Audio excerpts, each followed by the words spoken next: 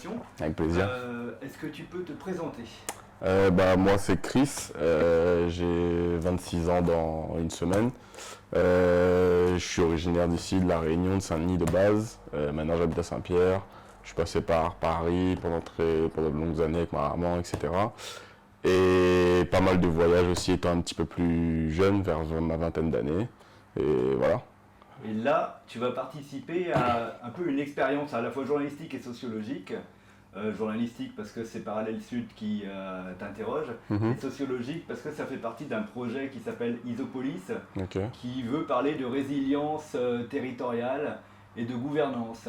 Et donc on va faire ce qu'on appelle un entretien appréciatif, donc, qui permet d'entrer en profondeur dans la réflexion, et sur une question de départ qui se veut assez large. Et si d'ailleurs la question tu la trouves trop directive, n'hésite pas à la reformuler, parce que c'est vraiment toi qui mène l'entretien et c'est moi qui t'écoute. Ça marche. Comme on parle de gouvernance, on parle de pouvoir. Et la question telle que je l'ai formulée, c'est comment le citoyen peut se sentir impliqué et respecté quand un acte de gouvernance s'impose à tous. À partir de cette question, tu essayes d'aller chercher dans ton histoire personnelle un moment où tu as été confronté comme ça au pouvoir en tant que citoyen, et comment tu as pu te sentir impliqué ou rejeté par ce pouvoir, et que tu en aies retenu une expérience positive. À la fin, tu sors vainqueur de l'histoire que tu vas me raconter. D'accord. Ok. Le premier truc qui me vient en tête, c'est quand j'étais jeune au collège, où j'étais j'ai toujours été un petit peu... Déjà, quand on parle de gouvernance, déjà, pour moi, le premier truc qui me vient, c'est péjoratif. Quand j'entends gouvernance, pouvoir, pour moi, c'est péjoratif. Parce que pour moi, ça vient du gouvernement, automatiquement. C'est des lois qu'on n'a pas forcément le choix d'appliquer, etc. Et du coup, j'ai toujours eu cette confrontation, entre guillemets, avec les lois, avec la manière dont on voit les choses. Quand ça me paraît logique, ça paraît logique pour tout le monde. Mais quand je vois un petit truc qui va pas forcément, pas dans mon sens, mais dans une logique humaine, on va dire, je dirais que ça me bloque, et j'ai du mal à respecter ce genre de truc. Bon, après, je pense que ça donne mon éducation. Je sais que ma maman aussi est beaucoup comme ça, voilà, si c'est pas logique pour elle, un petit peu rebelle, un petit peu à part. Et du coup, pour revenir à ça, ma première expérience, on va dire que c'était au collège, quand justement j'avais envie de m'habiller comme j'avais envie de m'habiller, etc. Et le collège où j'étais, le premier, c'était un collège catholique. Ça s'appelle Rocroi, c'était dans le 10e ou le 11e, je crois, à Paris. Et c'était un des meilleurs collèges de France, etc. Donc c'était très strict, très carré, etc. Ma maman, par je ne sais quel hasard, elle a réussi à me faire rentrer là-bas, etc. Et si on ne rentrait pas dans leur code, dans leur cadre vraiment catholique, etc., en plus ils devaient garder leur réputation de meilleur collège de France, etc., c'était beaucoup de règles, on ne doit pas s'habiller comme ça, on ne doit pas se coiffer comme ça, on ne doit pas ceci comme ça, on ne doit pas... Mais c'était pas non plus au point de mettre l'uniforme, etc. Mais justement, la nuance était... J'ai l'impression que c'était un peu au cas par cas. C'est-à-dire que si cette personne met ce t-shirt et qu'il ne va pas, peut-être qu'une autre personne, ça ira, parce que ça passe mieux avec elle, ça passe mieux sans parler de couleur de peau ou sans parler de race. Mais c'était un petit peu ça, selon moi, à mon époque, j'avais 12-13 ans, donc ma vision est un petit peu troublée aujourd'hui avec le temps, mais ma première expérience, c'était ça, où j'étais coiffé d'une certaine manière, où je m'habillais comme aujourd'hui avec des jeans troués, des trucs comme ça, qu'ils n'avaient pas forcément accepté, et j'avais pris ça comme vraiment un genre d'attaque, clairement, à mon âge, d'une attaque vraiment de coiffe-toi comme ça, ou truc comme ça, ou sinon t'es viré, et en gros Comment ça se passait d'ailleurs, qui faisait respecter le code vestimentaire là? Il y en avait deux, leur nom restera gravé dans ma tête à venir. Il y avait Monsieur Rodriguez qui était le CPE, très strict, grand bonhomme de 1m90, très large, en costume noir et blanc toute la journée, cheveux plaqués en arrière, donc très très carré, très strict. Et Madame Morel, la directrice, je vais pas dire des mots un peu trop puissants, mais voilà, faut dire le truc, il y avait certaines personnes qui avaient apprécié, certaines beaucoup moins, et du coup dans son comportement on le voyait, dans sa manière d'être on le voyait, et c'est elle justement qui m'avait dit un jour, soit tu te coupes les cheveux de telle manière, ou soit t'es viré en fait. C'était vraiment ça, et à mon âge, je reçois ça, je savais pas trop quoi répondre, j'ai dit à ma maman l'a très mal pris, donc elle est partie la voir directement, elle a pris un rendez-vous, etc., pour lui faire comprendre que c'est son fils entre guillemets, s'il a envie d'avoir des cheveux comme ça, c'est moi qui décide s'il veut avoir des cheveux comme ça ou pas, c'est pas une personne lambda comme ça, juste parce que vous êtes directrice que... Et voilà, donc c'était ça vraiment mon... Et au bout du compte, elle avait réussi à imposer un compromis ou... Non, au bout du compte, non. Au bout du compte, bah, justement, là, je reparle de ma maman qui m'a inculqué un peu ces valeurs-là. C'était non, c'est moi qui décide, c'est mon corps, c'est mon fils, c'est moi, c'est mon corps à moi. Donc si j'ai envie d'avoir les cheveux de telle manière, j'ai envie de m'habiller de telle manière. Je n'étais pas non plus avec j'avais pas des trous comme ça énormes, ou j'avais pas des cheveux en pique ou n'importe quoi. J'avais juste les cheveux un peu longs et j'avais des petits trous dans mes jeans. Et voilà, après c'était, je pense, aussi le personnage qui me plaisait pas forcément à mon âge. Et du coup, on n'a pas forcément trouvé, de ce que je me rappelle en tout cas, il n'y a pas eu de compromis réel. Bon, moi j'ai fait un petit effort aussi pour pas non plus me faire remarquer à chaque fois que je vais au collège. Mais j'ai gardé mes trucs et au final, si on reprend le côté positif, comme vous avez dit à la fin, avec du recul maintenant et même sur le moment, le positif, c'est que j'en ai ressorti que si j'avais envie de faire à ma manière, je le ferai à ma manière, en fait, que ça plaise ou que ça plaise pas. Sur le moment, c'était vraiment pas négatif, mais ça m'avait blessé en tant que jeune adolescent qui essaie de se trouver un petit peu et tout. Ça m'avait blessé de me faire ressentir comme ça. Mais avec le temps et comment ça m'a amené, j'ai vu le vrai côté positif en fait. Ça a duré combien de temps cette période de conflit avec l'autorité du collège ? Franchement, j'ai fait 3 collèges, les 3 collèges. Après moi aussi j'avais un comportement un peu, voilà, j'étais un peu perturbateur, j'étais pas trop concentré à l'école, etc. Mais cette vraie période de conflit là, c'est mon premier collège, de ma 6e à ma 5e, ça a duré peut-être 1 an et demi bien à fond. Donc voilà, on était sans truc, on était peut-être sur un collège entier avec 3 classes par section. On devait être peut-être une vingtaine de noirs ou métissés ou arabes, etc. à Paris. Et sans truc, on était vraiment visés. Il y avait ceux qui étaient... Il y avait un souci. Il y avait un petit souci. Il y avait un petit souci ethnique. Il y avait ceux qui étaient très bons de nos minorités, entre guillemets. Ceux qui étaient très bons, ils étaient très bons à l'école, donc on les faisait pas chier. Mais si tu avais un petit comportement, même moi, j'avoue, j'étais perturbateur, mais même ceux qui étaient beaucoup moins perturbateurs que moi, c'était juste un écart, boum, ça sanctionnait direct. Alors que les autres, c'était assez facile de passer entre les filets et papa, maman va venir, va parler, clac, c'est réglé. Nous, c'était plus compliqué. Parce que là, dans ce que tu me décris, il y a 2 douleurs. C'est qu'il y a le fait qu'on te fasse un interdit ou une obligation. Et en plus, il y a de la discrimination. Ouais, clairement. C'était ça, clairement. Moi, en fait, à l'époque, je l'ai vu comme une discrimination. Je l'ai même pas vu comme... pour moi, c'était juste ça. J'étais pas encore conscient réellement du truc de race, etc. Ça faisait peut-être 2-3 ans que j'étais en France. Moi, je sortais d'ici. Je venais d'ici, j'ai grandi ici, mon enfance. Donc, pour moi, c'était même pas une notion en fait, ça n'existait même pas réellement, c'était que dans les films, c'était qu'à l'époque, il y a longtemps, c'était plus comme ça pour moi dans ma tête. Mais quand justement je l'ai ressenti, et c'était mes premières confrontations avec ça en fait, la discrimination réellement quoi. Mais je l'avais pris vraiment comme une discrimination, c'est tout, il n'y avait rien d'autre. Et ça a dû être un malaise pendant un certain temps avant que tu arrives à prendre le dessus. Ouais, d'un sens, ouais, c'était un petit malaise. Après, j'avoue que vu comment ma maman l'a pris et vu comment elle me l'a...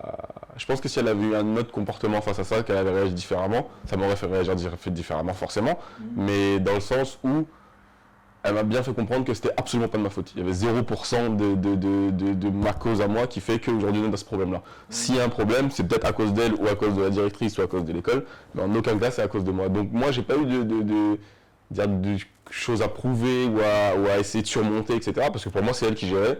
Et moi j'étais protégé entre guillemets derrière elle et voilà, j'ai envie de m'habiller comme ça. Si maman m'a dit oui, le monde entier peut dire non, moi j'ai le droit de sortir comme ça en gros.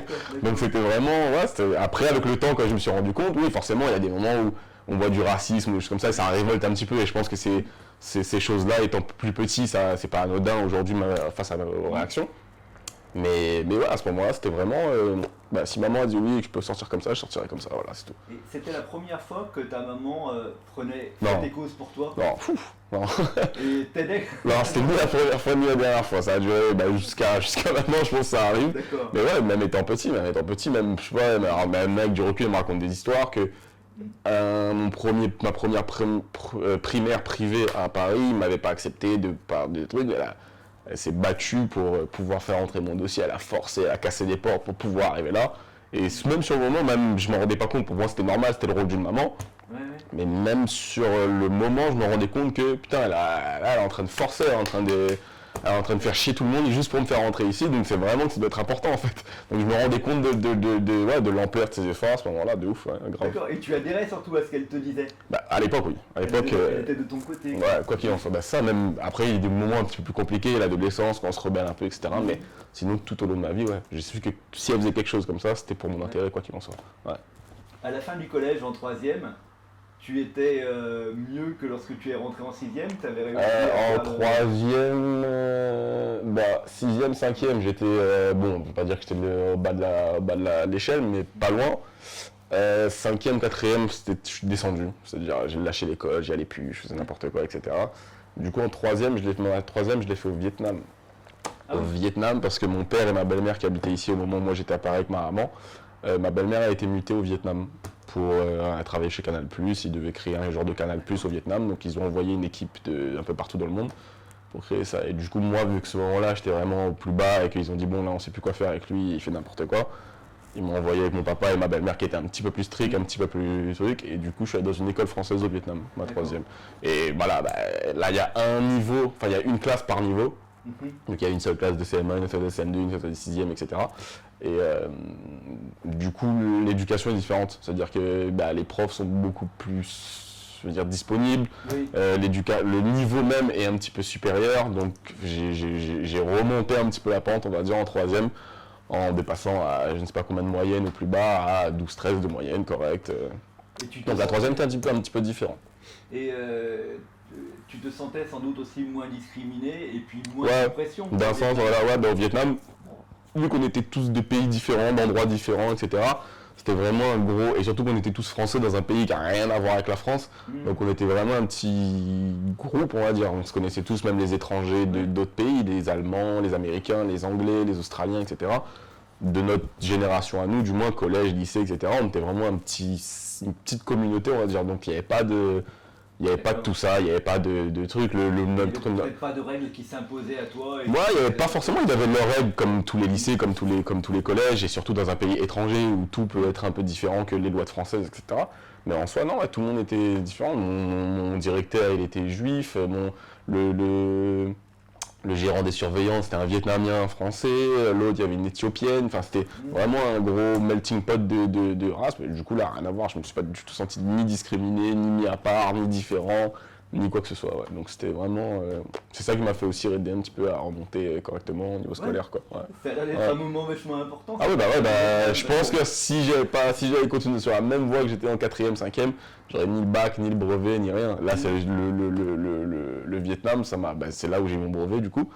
Et du coup, il y avait des profs vraiment là. Il y avait même des profs qui venaient manger à la maison avec mon papa, qui s'étaient bien entendus, qui allaient courir ensemble, qui allaient faire du golf. C'était tellement une petite communauté, entre guillemets, que tout le monde se connaissait. Donc, il y avait un rapport, il y avait un lien avec chaque prof.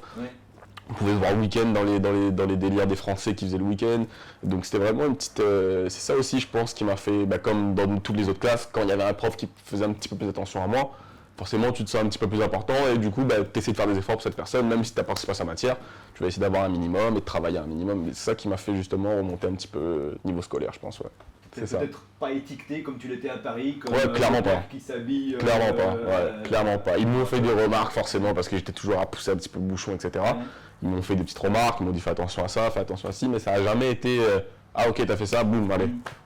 Punition, ou colle, ou sanction, ou je ne sais quoi. Ils étaient vraiment voilà, pourquoi tu t'habilles comme ça, pourquoi tu fais ça alors que je t'ai déjà dit non, essayer de te faire comprendre ta manière. On est jeunes, on est cons à cette époque-là. Donc forcément, il y a une manière d'aborder le souci qui était complètement différente de celle de Paris et de ce collège-là, du coup, et qui m'a fait voir les choses différemment, en fait, qui m'a voir carrément. Et si on essaye de voir quelles sont les conditions, on refait le récapitulatif des conditions qui, à ta sortie du Vietnam, t'ont permis d'être un autre homme en quelque sorte, quoi, hein, plus confiant en toi et puis moins en souffrance par rapport à des règles imposées. Tu dirais qu'il y a quoi? Les conditions, c'est-à-dire dans quel sens? Tout ce qui a pu aider. Tout ce qui a pu aider. C'était ta mère, on a cité. Ok, d'accord, ok, je vois.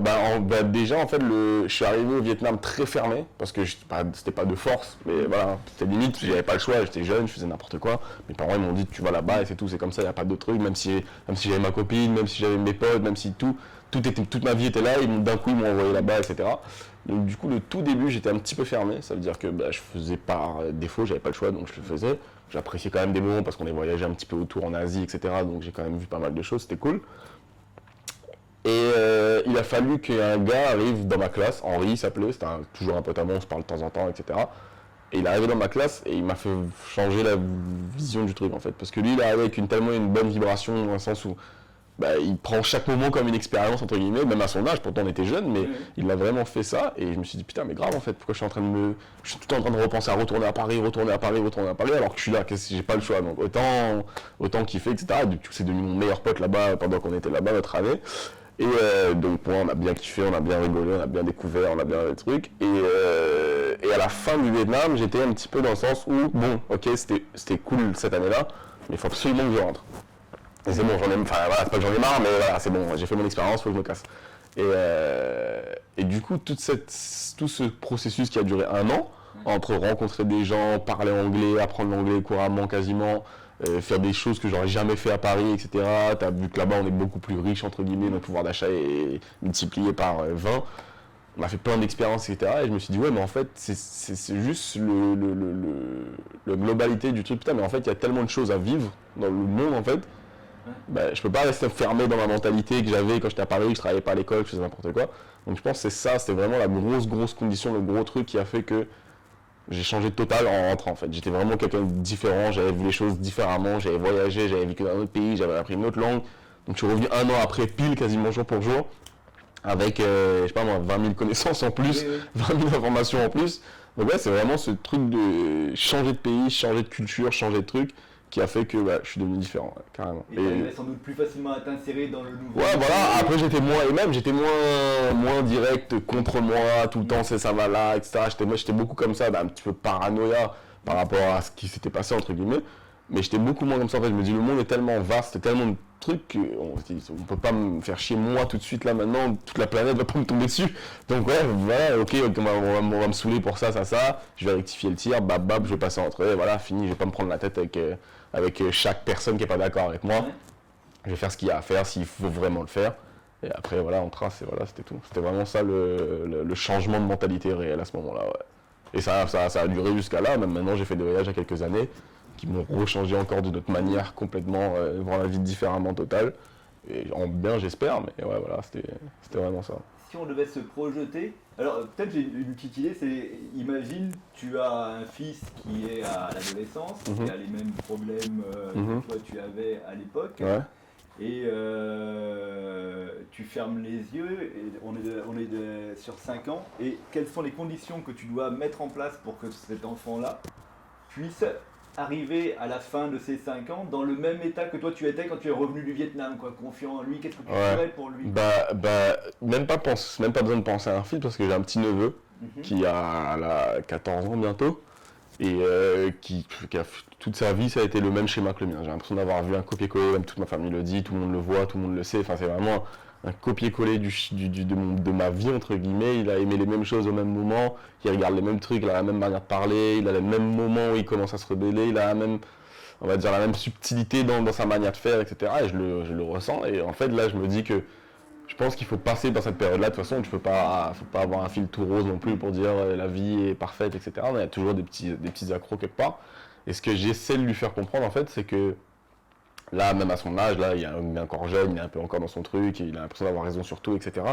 Mais ce que j'essaie de lui faire comprendre pour ressortir, j'espère un petit peu, pas guéri de tout ça, mais un petit peu, voilà, c'est derrière toi et passer à autre chose, c'est de lui faire comprendre que tout passe en fait. Enfin, même si là, aujourd'hui, c'est relou, c'est chiant, t'es mal, t'es triste, t'es pas bien, t'es vexé, etc. Juste prends le temps, respire, attends, ça peut durer 1 mois, 2 mois, 2 jours, 3 jours, 48 heures, mais à un moment donné, ça passe. Donc juste que, pour dire quand je dis ça passe, c'est pour que ça passe, et quand ça passe, tu reviens là où tu es bien en fait. Voilà, c'est juste ça. Pour lui faire comprendre que c'est jamais, même si tu as mal, tu as une séparation, même à cet âge-là, je sais qu'ils sont très vite touchés par des trucs de cœur, etc.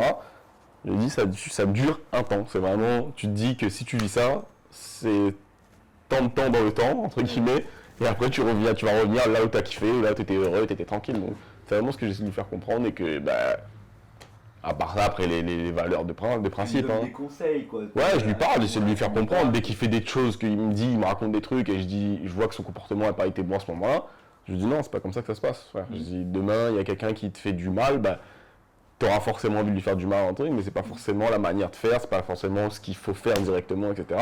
Il va le faire forcément parce qu'il y aura des coups pas de chaud, mais des coups de sang qui vont le faire réagir. Et avec ce que je lui ai dit, il va se rendre compte que peut-être c'était pas forcément la bonne manière. J'essaie de vraiment lui faire aussi de lui faire comprendre qu'il... Dans ce que tu lui dis, c'est quoi les conditions qu'il faut qu'il réunisse pour... Le seul truc que je lui dis à chaque fois, c'est que lui dire qu'il faut rester...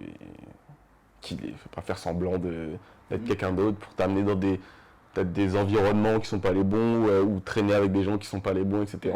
Je sais que c'est quelqu'un de bien, je sais que c'est un bon petit gars, etc. Il a une très belle éducation, il n'a jamais été violent, il n'a jamais été méchant, il n'a jamais été arrogant, il n'a jamais fait tout ça. Là, ça a toujours été un bon petit gars.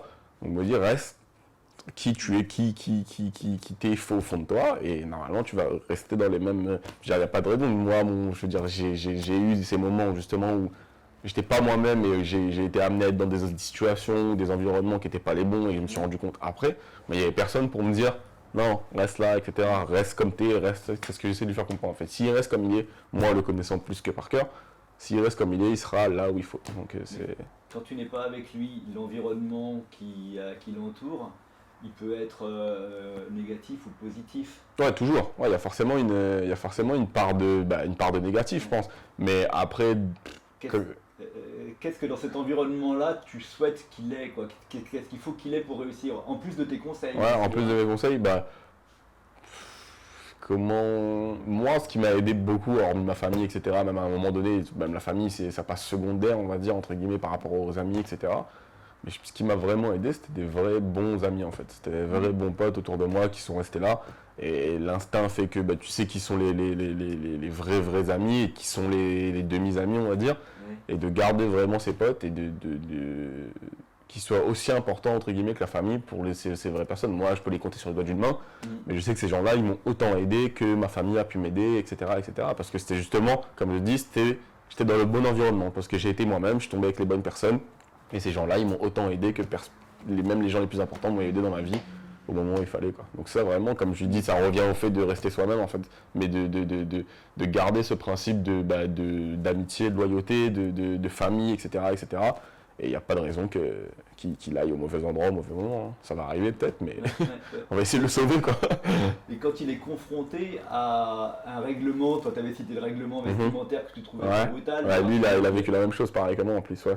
Et l'année dernière, il s'est percé les oreilles. C'est moi qui l'ai amené se percer les oreilles parce qu'il a les oreilles percées, donc il a voulu faire pareil, etc. Il y a des gens autour de lui qui n'ont pas forcément apprécié ou qui l'ont pas traité, mais voilà, qui lui ont fait comprendre que c'était pas cool, que c'était pas bien, que ça ressemblait à être un gars comme ça ou un gars comme ci, etc. Et je lui ai dit, lui, j'ai vu qu'il était un peu vexé, surtout quand ça vient de des gens très proches de lui.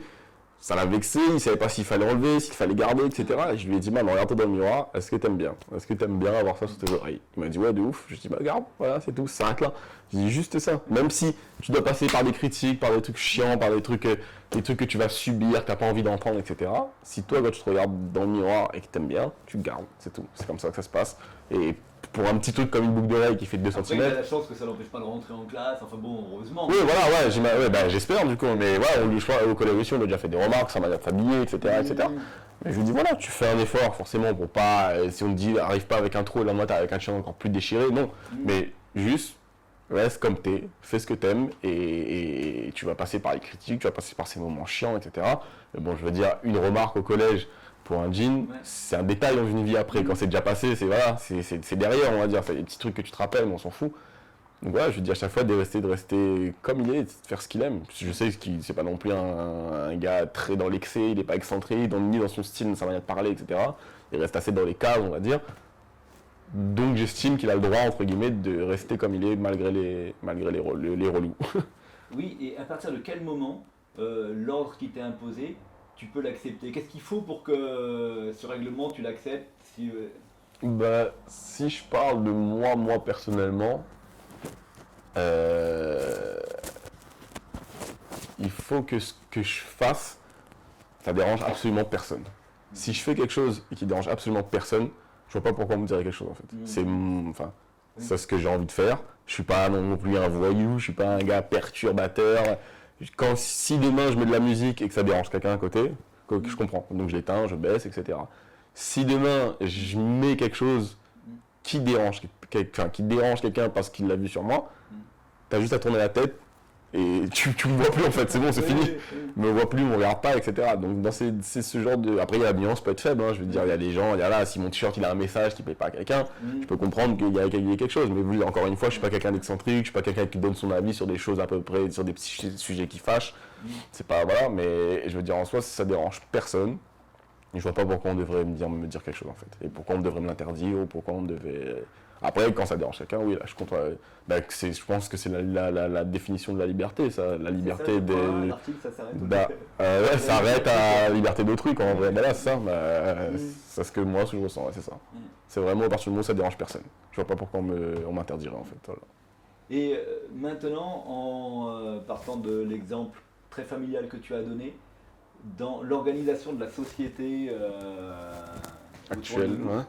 Comment tu peux traduire cette expérience-là pour que l'ordre soit accepté? Là, on est plus dans la question philosophique, quoi. Hein. C'est vraiment ce qui se passe là. Voilà, c'est comment, en s'inspirant de cette expérience-là où tu as eu la confiance de ta mère, où tu as eu l'amitié de Henri, et puis chercher des amis, comment aujourd'hui les gens peuvent réussir à accepter les règles qui... Peut-être qu'ils peuvent s'y opposer aussi. Hein, ouais, c'est ça. Moi, si je devais me passer dans un camp, quoi qu'il en soit, c'était du camp des opposants. Hein, mais si j'essaie de voir le truc globalement, moi, je suis pas vacciné, par exemple, à l'heure actuelle, je suis pas vacciné. Sauf obligation, je me vois pas me faire vacciner là tout de suite, parce que c'est juste une question de comment dire, de manque de connaissances en fait, je pense. C'est juste ça, c'est juste que ce confinement, ce Covid, etc., surtout en France, après je sais pas trop comment c'est passé dans les autres pays, mais ça a tellement été illogique, entre guillemets, sur plein de points, que j'ai du mal à croire aujourd'hui que c'est la bonne chose à faire. Voilà, c'est tout, il n'y a rien d'autre à faire. Et alors que on nous a interdit les masques, et on nous a obligé les masques, on nous a interdit de faire ci, on nous a remis un couvre-feu, on nous a enlevé le couvre-feu, on nous met des couvre-feux le week-end alors qu'il n'y en a pas la semaine. Enfin, je veux dire, c'est plein de trucs où tu te dis, pourquoi ça, pourquoi ci, pourquoi ça. Et c'est qu'encore une fois, c'est juste dans la logique en fait. Et je pense que c'est vraiment juste un manque de connaissances en fait. Moi, je m'intéresse pas forcément au vaccin. C'est pas un truc sur lequel j'ai regardé les composants du vaccin, ou qu'est-ce que ça fait, ou les statistiques, etc. Ça m'intéresse pas. Mais dans le sens où je pense que si tout le monde savait ce qu'il y avait dans le vaccin, ce que ça faisait, ce que ça pourrait faire sur certaines maladies, sur certaines choses, sur certaines personnes plus faibles, moins faibles, etc. Vraiment des informations carrées et propres et que tout le monde puisse les lire et les comprendre, etc. etc. Je pense que c'est tellement important de mettre une injection dans un corps humain. Enfin, je veux dire, chacun est maître de son corps, entre guillemets. C'est tellement important que c'est juste un manque de connaissances. Et je pense aujourd'hui que c'est pour ça que là même entre citoyens, il y a des conflits parce qu'il y a les vax, les anti-vax, je sais pas quoi, ils se font des guerres entre vaccinés et pas vaccinés. Et je pense que c'est juste que les gens qui sont vaccinés, parce que soit ils sont obligés, ou soit parce qu'ils veulent vraiment protéger les autres, pour se protéger, etc. Mais qui savent pas forcément ce qu'il y a dedans. Et ceux qui sont pas vaccinés, c'est qu'ils savent pas ce qu'il y a dedans. Donc c'est mort, on s'est pas vacciné, etc. Mais je pense que si tout le monde avait des meilleures informations, déjà, il n'y aurait pas de conflit entre citoyens parce que c'est complètement débile. Le premier élément, c'est donc l'information. L'information, vraiment ce qu'il y a, qu'on comprenne la chose en fait, c'est ça, c'est juste qu'on comprenne ce qui se passe. On n'est pas des moutons, on n'est pas des venez vous vacciner, allez, fini, allez, merci, au revoir. Non, je veux dire, il y a un minimum des informations juste à donner, juste un minimum. Soit tu es d'accord, soit tu n'es pas d'accord. Si tu n'es pas d'accord, au moins les informations elles sont claires. Si tu n'es pas d'accord, c'est pour tes raisons à toi. Et voilà. Et là, je pense que même plus de 50% des gens qui sont anti-vaccins, c'est parce qu'ils ne savent pas en fait. Ils ne savent pas ce que ça peut procurer, ils ne savent pas les effets secondaires, ils ne savent pas ce qu'il y a dedans, ils ne savent pas. Enfin, juste ça en fait. C'est juste nous donner plus d'informations. Et je pense que dans le cas aujourd'hui du vaccin, par exemple, là aujourd'hui, je pense que ça aiderait beaucoup de personnes. Tu penses qu'il n'y a pas une raison encore plus profonde que ça? Que même si on a les études claires sur le côté bénéfique ou le côté négatif du vaccin, il n'y a pas encore quelque chose qui empêche aux gens d'adhérer à cette moi je pense aussi moi je connais des gens et je suis un petit peu comme ça aussi, c'est juste le fait d'être obligé en fait. C'est juste le fait de nous obliger aussi de qu'il y ait le choix en fait, qu'il y ait le choix. comme aujourd'hui encore, c'est un peu le cas, on va dire. Là, soit tu te fais vacciner et tu fais ce que tu as envie de faire, soit tu te fais pas vacciner et tu vas ni à la salle de sport, tu vas pas au cinéma, tu vas pas au restaurant. C'est un choix, mais après, c'est un choix aussi de ma part. Moi, si je me fais pas vacciner, c'est que je sais que je vais pas aller au restaurant pour l'instant. Et ça me coûte pas. Des fois, j'ai envie d'y aller, mais des fois, voilà, c'est pas non plus. Ça peut être un peu révoltant quand même. Ça peut être un petit peu révoltant, mais en fait, c'est juste le fait d'être obligé, en fait. Parce que là, bientôt, ils disent qu'ils vont passer, le test, il va être payant, etc. Donc j'ai pas non plus, voilà, la plupart des gens vivent correctement mais sans plus, donc on n'est pas là à débourser pour se faire un texte tous les 2 jours, etc. Mais je pense que c'est vraiment aussi le fait d'être obligé de le faire pour pouvoir vivre comme tout le monde, qui révolte pas mal de gens et qui sont prêts à dire ah ben je peux plus aller au resto, je peux plus aller à la salle, bah ok, pas de souci, je vais faire à manger, je vais aller faire du sport dans mon jardin, et voilà, c'est comme ça. Et juste le fait d'être obligé, en fait, je pense que c'est aussi ce. Bah il y a plein de gens fiers, hein, on est dans cette question-là, l'obligation. L'obligation, réellement, ouais, ça, voilà, c'est ça. Je pense qu'il même il y a des gens qui s'en foutent un petit peu de ce qu'il y a dans le vaccin ou ce qu'il peut y avoir, ce que les effets secondaires, mais c'est juste le fait qu'on les oblige à le faire et que t'as pas le choix si tu vas y travailler. Moi, je connais des gens qui sont prêts à quitter leur travail. Parce qu'on les oblige à aller à le faire et que ça les dérange pas plus que ça de faire le vaccin, je pense, l'année prochaine pour aller voyager. Ça va pas les déranger de faire le vaccin et d'aller kiffer en fait, mais c'est juste le fait qu'on te dise là tu le fais, sinon tu travailles plus, sinon tu payes plus ton loyer, tu payes plus à manger pour tes enfants. Bah, les gens ils sont prêts à dire bah ok, pas de souci, bam, ils se cassent. Là, on est peut-être au cœur du problème. Du vrai sujet, ouais. C'est ça quoi, c'est le fait de se sentir obligé et comment faire pour ne plus se sentir obligé. Pour, par rapport à ma vision du truc, moi, ce serait compliqué de trouver la vraie bonne solution pour le sujet du vaccin, par exemple, parce que je me vois pas, comment dire, je me vois pas ni me revendiquer anti-vax et le crier sur tous les toits, mais je me vois pas non plus défendre le vaccin d'une certaine manière. En fait, je me vois mal le dire non, mais en fait c'est bien, etc. Non. Peut-être qu'un jour je le ferai, peut-être que je le ferai jamais, j'en sais rien. Mais moi je pense réellement que si on nous l'oblige, je pense que si on garde ce schéma-là qui est en ce moment, où le test n'est pas encore payant, si tu vas aller en soirée ou ce que tu veux, tu fais un test 72 heures avant, tu vas en truc, c'est gratos, c'est bon, même je connais des endroits où même tu peux faire le test devant l'endroit, rentrer dans le truc directement. Tant que le Covid est encore là, je pense que c'est une bonne solution, entre guillemets. Voilà, t'es pas positif, tu rentres dans le magasin, tu fais ce que tu as à faire, tu ressors, voilà, t'as ton vaccin, bam bam, et voilà, c'est réglé. Mais tant que ça reste dans ce schéma-là, je pense que c'est acceptable, entre guillemets. Si tu vas au restaurant, tu fais ton test, tu vas au restaurant, voilà. Si t'as pas envie de le faire, tu restes chez toi, et voilà, je veux dire, on a encore la liberté de pouvoir, demain, si on nous dit les supermarchés pour faire les courses, les médecins, l'hôpital, les restos, le ceci, le cela, tu dois avoir le vaccin ou rien, et le test, il est payant en plus, je pense que là, ça devient compliqué. Mais c'est ce qui va arriver, je pense, hein. De toute façon, c'est ce qui compte arriver, mais c'est vraiment ça qui est dérangeant, je pense. Hein. Si on nous laisse le choix, c'est bon, mais si on ne laisse pas le choix, c'est compliqué, je pense. Là, on arrive à la conclusion. C'est quelle proposition tu ferais pour que on améliore cette situation de réticence, d'obligation, de conflit sur une question qui a pourtant des réponses scientifiques, mais malgré tout, la réticence, elle persiste. Ouais, elle persiste, carrément, ouais. Quelle solution si j'étais si j'étais Macron, genre, si j'étais président. Un peu, en tout cas, tu es citoyen, et tu te dis, pour que ça passe mieux, pour éviter toute cette réticence, cette douleur, cette crispation, quelle proposition je pourrais faire à ça? Moi, c'est vraiment ça, en fait. Le virus, il est là, quoi qu'il en soit, hein, qu'il soit plus ou moins grave pour quelques personnes, voilà, il est là, quoi qu'il en soit.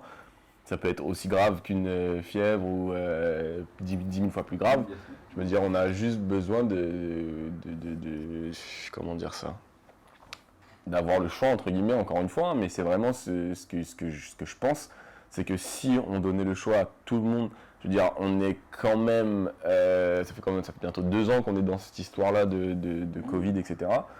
Je veux dire, on sent qu'on est quand même bien sorti, même s'il y a eu pas mal de malades, même beaucoup de morts, etc., j'imagine.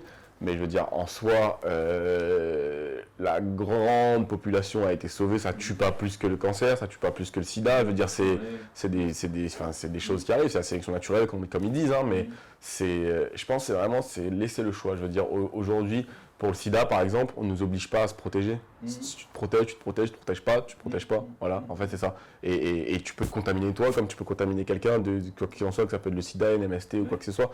C'est plein de trucs comme ça où on nous laisse le choix, en fait. Et pourquoi, sur ce sujet précis-là, qui n'est pas plus grave que les autres, on va dire, c'est pas plus grave qu'une autre maladie grave, pourquoi celui-là, on est obligé de le faire, en fait. C'est juste ça, je veux dire, on peut garder, il sera toujours là, peut-être qu'il sera toujours là, peut-être qu'à un moment il va s'éteindre, j'en sais rien, mais si on nous laisse le choix de faire ce qu'on a envie de faire, pour moi, c'est juste au stade où on est déjà arrivé, je veux dire, hein, c'est vraiment, là, je parle en septembre 2021, je veux dire, c'est de nous laisser le choix de faire ce qu'on a envie de faire, en fait. Si on a envie de se faire vacciner, on se fait vacciner, si on n'a pas envie de se faire vacciner, on ne se fait pas vacciner et on peut vivre comme tous les autres, en fait. C'est pas les vaccinés, ils peuvent vivre comme ça, les non vaccinés, ils vivent là, en fait. Ils vivent cachés, ils vivent en dehors de la population, non. Il y a autant de pas vaccinés que de vaccinés, je pense, aujourd'hui. Je connais pas trop les statistiques, mais je pense pas que la plupart des gens, il y a 50-50, voilà, par exemple, on peut vivre, si on prouve qu'on n'a pas le Covid, qu'on n'est pas porteur du Covid et qu'on n'est pas ceci, cela, on peut vivre. Si on a, non, tu restes chez toi, tu gardes ta maladie pour toi, tu la donnes à personne, tu protèges tout le monde, et après quand t'as fini, tu ressors et tu peux faire ce que tu veux. C'est juste nous laisser le choix vraiment de faire ce qu'on veut et de pas justement pas mettre le test PCR payant et pouvoir voyager. Je veux dire, il y a des gens qui sont sortis de la Réunion, repartis, revenus, etc. Après, à un moment, il y avait des motifs impérieux, il y avait des gens qui ne pouvaient pas rentrer, il y a des gens qui rentraient pour des trucs pas du tout utiles. Enfin, c'était tellement de petits trucs où on n'avait pas forcément le contrôle. J'ai l'impression que c'était au cas par cas, vraiment.